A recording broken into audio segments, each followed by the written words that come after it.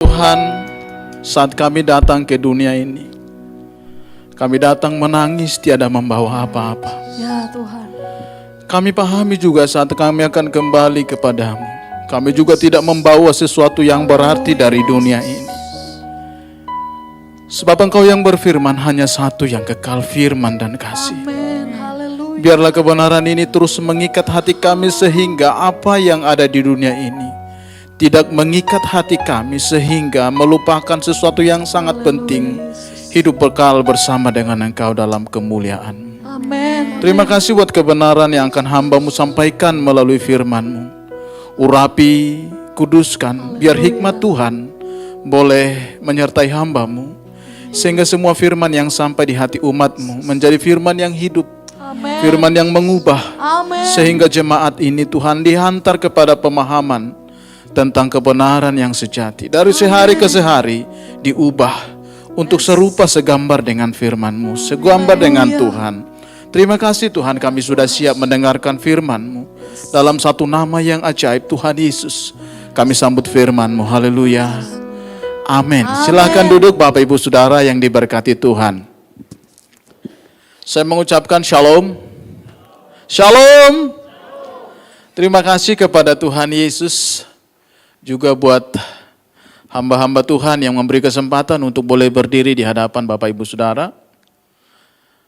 Sebelum saya sampaikan kebenaran firman Tuhan, saya akan perkenalkan diri saya sehingga kita bisa saling mengenal. Nama saya Pendeta Martua Luman Gaul. Saya berasal dari desa, tepatnya di Siborong-Borong. Dan hari ini saya hadir di sini oleh karena hari Selasa kami akan melakukan rapat kerja nasional Departemen Pemuda dan Anak, karena saya salah satu ketua di daerah Tapanuli. Bapak Ibu yang diberkati Tuhan, saya memiliki seorang istri dengan 4 orang anak. Demikian perkenalan Bapak Ibu, tepatnya saya tinggal di Silangit. Bapak Ibu kalau ada orang Batak lalu mau pulang ke daerah masing-masing tentu akan melihat dan turun di Silangit. Rumah saya persis di samping bandara. Bapak Ibu yang diberkati Tuhan, hari ini saya akan menyampaikan kebenaran bagaimana penyembahan kita berkenan di hadapan Tuhan. Penyembahan yang berkenan di hadapan Tuhan. Tentu saja Bapak Ibu, salah satu kepuasan bagi orang yang menyembah Tuhan, adalah saat mengetahui bahwa penyembahan atau persembahan yang dinaikkan kepada Tuhan itu sampai di hadirat Allah. Dan Allah menikmati setiap penyembahan kita dan itu menyukakan hati Tuhan. Suatu kali dosa pertama yang juga dilakukan oleh umat ciptaan Tuhan, kekerasan pertama sekali yang dilakukan oleh umat ciptaan Tuhan saat 2 orang bersaudara, saudara, saat 2 orang bersaudara pergi membawa persembahan mereka masing-masing. Lalu saat seseorang membawa persembahan yang satu, seorang lagi membawa yang satu, Alkitab mencatat bahwa persembahan salah satu dari mereka itu diterima oleh Tuhan. Dan satu lagi ketika persembahan itu tidak diterima oleh Tuhan, mereka pulang dan dia merencanakan sebuah kejahatan, bahkan pembunuhan terhadap saudara kandungnya sendiri. Namanya Kain dan Habel. Mereka adalah orang-orang yang membawa persembahan kepada Tuhan. Tapi dampak dari persembahan atau penyembahan mereka ketika saat tidak diterima dan diterima itu membawa sebuah kecemburuan yang mengakibatkan dosa yang sangat fatal. Akhirnya mereka salah satu dari mereka harus korban nyawa. Nah Bapak Ibu, tentu saja setiap penyembahan atau persembahan yang kita bawa kepada Tuhan merupakan sebuah persembahan yang kita rindukan, itu dikenang oleh Tuhan, itu disenangi oleh Tuhan. Sehingga dengan yakin kita pulang ke rumah kita masing-masing Dengan bahagia kita pulang karena sudah memahami, mengetahui bersama bahwa persembahanku, penyembahanku itu menyenangkan di hadirat Tuhan. Nah saudara, apakah kita bisa tahu bahwa persembahan kita itu berkenan di hadapan Tuhan atau tidak? Tentu saja kita bisa mengukur lewat pernyataan-pernyataan Tuhan Yesus kepada salah seorang yang mendengar dia berbicara bahwa bagaimana persyaratan penyembahan yang berkenan kepada Allah. Sebab kita merindukan persembahan ini boleh dikenan oleh Tuhan. Syarat apa yang harus kita lakukan sehingga penyembahan kita itu dikenan oleh Tuhan? Mari baca Bapak Ibu Saudara Alkitabmu dari Yohanes pasalnya yang keempat, klik. Ayatnya yang ke-21 sampai ayatnya yang ke-24. Kalau boleh kita akan membacanya secara responsoria agar kita juga diberkati bersama-sama. Saya mulai ayat 21. Kata Yesus kepadanya, "Percayalah kepadaku, hai perempuan. Saatnya akan tiba bahwa kamu akan menyembah Bapa bukan di gunung ini dan bukan juga di Yerusalem." Silakan Bapak Ibu.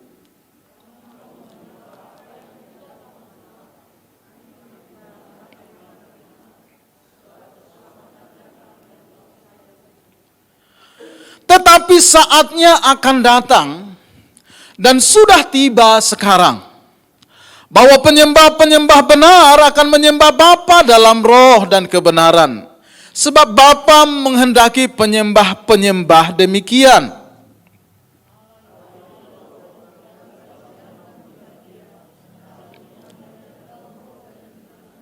Bapak Ibu yang diberkati Tuhan, dari keempat firman Tuhan ini, ayat ini kita bisa mengetahui sejauh mana kita bisa mengukur penyembahan kita berkenan di hadapan Tuhan. Bagaimana kita memahami apakah penyembahan kita sampai di hadirat Allah. Sebab Bapak Ibu, suatu kali ada orang yang datang ke rumah Tuhan. Dia menyembah Tuhan seperti biasa, menyanyikan puji-pujian, lagu yang menyenangkan hati Tuhan, dan mereka semua menyembah Tuhan. Waktu pulang dari gereja, saya melihat wajahnya yang tidak bergairah, tidak seperti biasanya. Sebagai seorang gembala, kita mengetahui domba-domba kita. Apalagi domba yang dipercaya itu belum terlalu banyak, artinya kita bisa memahami karakter mereka walau tidak mendetail. Pada waktu pulang ibadah kita salam, lalu tidak seperti biasanya beliau ini enjoy. Ya, kita tanya kenapa wajahnya kok begitu Pak, nggak biasanya nih. Lalu Bapak itu menceritakan bahwa sepertinya dia tidak menikmati hadirat Tuhan hari ini. Oh kok bisa Pak? Dia tidak terlalu menceritakan secara detail kenapa dia tidak menikmati hadirat Tuhan. Tapi dia bilang bahwa saya merasa bahwa penyembahan saya hanya sebatas atap-atap itu saja, dan kembali lagi seperti feedback gitu. Tidak menembus awan kemuliaan Tuhan. Seperti tidak sampai ke hadirat Tuhan. Itu membuat dia tidak begitu sejahtera pulang dari ibadah. Nah, Bapak Ibu, saya memahami karena juga merasakan hal yang sama beberapa kali. Saat kita menyembah Tuhan lalu kita merasakan kekeringan yang begitu gersang, bahwa seolah-olah kita tidak dapat menembus awan kemuliaan Tuhan di dalam penyembahan kita. Saudara, memang tolak ukurnya bukan di kesenangan kita atau kebahagiaan kita saat menyembah, tapi tolak ukurnya Tuhan yang menerima atau tidak. Tapi kita bisa melihat, merasakan, saat seseorang menyembah Tuhan, seharusnya dia juga menikmati damai sejahtera dari Tuhan. Sehingga dengan demikian dia pulang, dia bisa paling tidak sedikit legalah karena sudah berjumpa dengan hadirat Tuhan. Paling tidak dia bisa lebih kuat, paling tidak dia bisa lebih bahagia di hadirat Tuhan. Nah, dari kebenaran ini Bapak Ibu Saudara, bagaimana kita mengetahui hal apa yang akan kita buat secara barometer untuk mengukur apakah penyembahan kita berkenan di hadapan Tuhan? Yang pertama Bapak Ibu Saudara, klik ayatnya yang ke-22, Kita bisa mengetahui penyembahan kita berkenan di hadapan Tuhan atau tidak ketika kita memiliki pengenalan akan Allah. Tuhan Yesus berbicara kepada perempuan. Dia berkata begini, kamu menyembah apa yang tidak kamu kenal. Kami menyembah apa yang kami kenal. Saudara, dari pernyataan Tuhan Yesus ini menjelaskan ketika seorang perempuan itu berkata, nenek moyang kami berjumpa di atas gunung sana. Berjumpa dengan Tuhan di atas gunung sana. Penyembahan kami di sebelah sana. Saudara, Bapak Ibu yang diberkati Tuhan, penyembahan terhadap Tuhan tidak boleh dibatasi oleh sebuah tempat. Penyembahan yang baik itu tidak melulu ada di dalam gereja, juga bukan karena kita ada di dalam kamar kita dan ke dalam kesendirian kita menyembah Tuhan. Bukan begitu Bapak Ibu. Memiliki pengenalan akan Allah berarti memahami siapa Allah, sehingga dengan demikian kita tahu bagaimana menyembah Allah yang benar. Yesus berkata, kamu menyembah apa yang tidak kamu kenal. Sebuah teguran keras. Bahwa ternyata mereka itu melakukan ibadah yang rutinitas. Mereka melakukan ibadah yang hanya terpola dalam sebuah konsep. Hanya ada di dalam sebuah tempatlah mereka akan menerima hadirat Allah. Saudara, salah ketika kita menyembah Tuhan, itu tidak boleh dibatasi oleh ruang, tempat, dan waktu. Namun satu hal yang mau kita pahami, bahwa memiliki pengenalan akan Allah, membuat penyembahan kita boleh berkenan di hadapan Allah. Klik. Mengenal siapa sesembahan kita akan menuntun kita menghadap dengan rasa hormat dan kagum. Tuhan yang kita sembah adalah Tuhan yang agung dan maha mulia, sehingga menghadap hadiratnya harus dengan rasa kagum dan hormat. Lihat Bapak Ibu Saudara, ada orang tidak tahu bagaimana melayani karena dia tidak tahu siapa yang dia layani. Misalnya kalau ada seseorang bilang, ke rumah kamu akan ada tamu. Lalu Bapak Ibu tidak akan tahu bagaimana melayani tamu tersebut kalau tidak dijelaskan siapa tamunya. Kalau tamunya adalah orang tua dari kampung, ya tentu saja kita buat masakan yang enak. Karena kita tahu orang tua kita seleranya makannya begini. Kalau dijelaskan, yang datang adalah lurah setempat. Maka mungkin kita akan menghias rumah kita, lalu menyambut dia. Kalau diberitahu siapa yang akan kita sambut, tentu kita akan perlakukan sesuai dengan siapa yang datang. Masalahnya kalau tidak diberitahu, nanti kamu ada tamu, kita bagaimana melayani? Seperti apa melayani kalau tidak diberitahu siapa yang datang? Demikianlah Bapak Ibu Saudara, kita akan tahu menghadap Tuhan saat kita mengenali, saat kita memahami, dan saat kita memiliki pengenalan akan Allah. Sehingga dengan demikian, kalau kita tahu Allah yang kita sembah, maka kita akan datang dengan rasa hormat. Tidak sedikit hari-hari ini orang Kristen melakukan ibadah itu sepertinya tidak sopan, saya bilang. Karena apa? Dia anggap rendah siapa yang ada, yang hadir di dalam kebaktian tersebut. Dia tidak memiliki rasa hormat datang ke rumah Tuhan. Dia tidak memiliki rasa sopan datang ke rumah Tuhan. Dia tidak bawa persiapan hatinya. Dia hanya asal-asalan kalau hanya dia tahu bahwa sekarang hari Minggu orang Kristen ada di gereja. Maka saya sebagai orang Kristen harus datang ke gereja. Bapak Ibu, itu yang disebut dengan rutinitas. Kita tahu bahwa yang kita sembah, yang hadir hari ini adalah Tuhan. Maka saat kita datang menghadap Tuhan, kita harus mempersiapkan hati kita dari rumah. Supaya Tuhan memenuhi hati kita dengan kemuliaannya.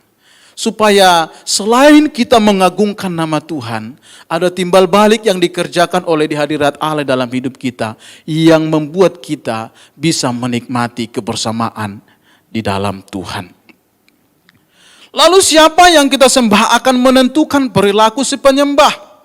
Kalau seseorang tidak mengenal siapa yang sembah, maka tentu itu akan mempengaruhi cara penyembahannya.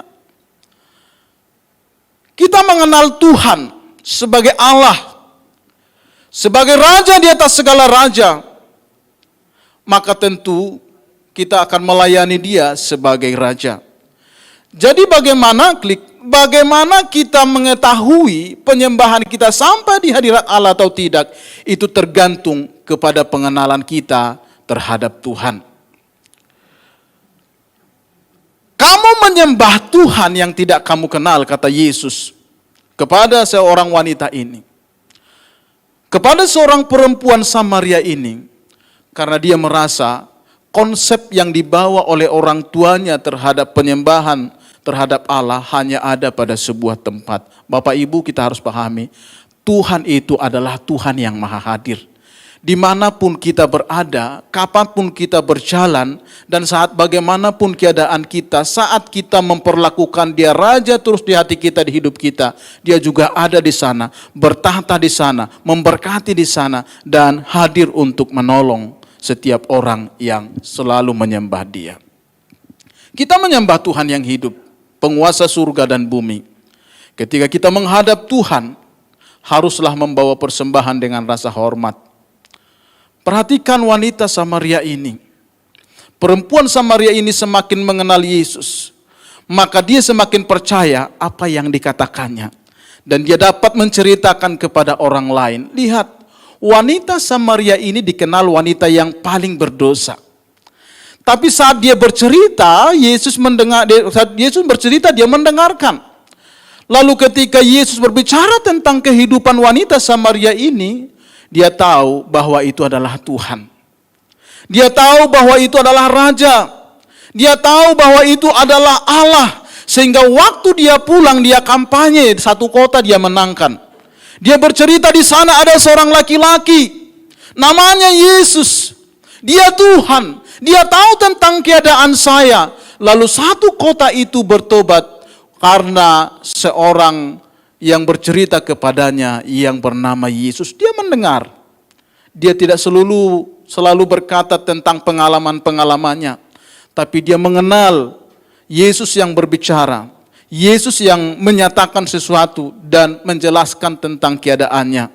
Dan dia tahu, ini orang benar-benar tahu keadaan saya. Ini bukan manusia biasa, ini Tuhan. Lalu saat dia pulang, dia bercerita kepada banyak orang. Orang banyak pun diselamatkan. Bapak, Ibu, Saudara, semakin kita tahu siapa itu Tuhan, semakin kita kenal siapa itu Allah, maka pastilah Bapak, Ibu, Saudara, semakin itu juga kita tahu penyembahan kita benar dan sampai di hadiratnya. Yang kedua, bagaimana kita tahu kalau penyembahan kita itu sampai di hadirat Allah? Ayatnya yang ke-23. Tetapi saatnya akan datang dan sudah tiba sekarang, bahwa penyembah-penyembah benar akan menyembah Bapa dalam roh dan kebenaran, sebab Bapa menghendaki penyembah-penyembah yang demikian. Bapa menghendaki penyembah-penyembah yang demikian. Penyembah yang bagaimana yang dikehendaki oleh Bapa? Penyembah yang hidupnya benar. Saudara, kehidupan benar dan penyembahan adalah satu kesatuan yang tidak boleh dipisahkan. Kalau hidup kita benar, tentu saja akan membuat penyembahan kita benar di hadapan Tuhan. Kita tidak boleh datang di gereja, lalu di gereja kita melantunkan puisi-puisi yang indah. Kita seperti datang merasa dengan rasa hormat, rasa kagum, hanya ada di dalam gereja.